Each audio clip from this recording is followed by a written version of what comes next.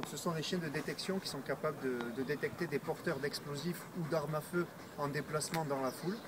Donc c'est une capacité qui vient des États-Unis. Ce sont des chiens qui sont formés depuis tout petit, donc ils sont sociabilisés au sein des familles américaines. Ensuite, ils sont formés pour détecter des personnes en mouvement dans la foule, porteurs d'explosifs ou d'armes à feu. Ces chiens sont entraînés sur leur lieu de travail.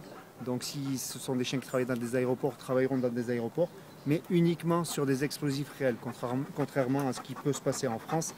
Ces chiens-là, aux États-Unis, travaillent sur des explosifs réels et non pas des produits de synthèse ou des imprégnés.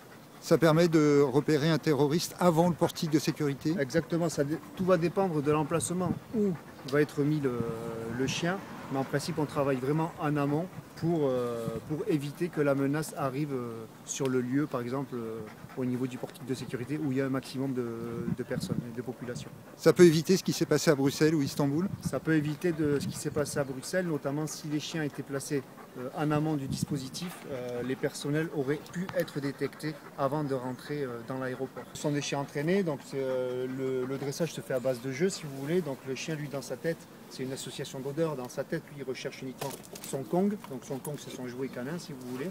Et ensuite, nous, par un procédé bien à nous, on lui intègre les différentes matières explosives, y compris les dernières matières dont les terroristes opèrent avec, si vous voulez, qui est le TATP HMP. Et on a eu l'occasion de passer aux États-Unis, travailler sur du TATP réel confectionné par des chimistes américains, où on a pu travailler directement sur le produit réel là-bas.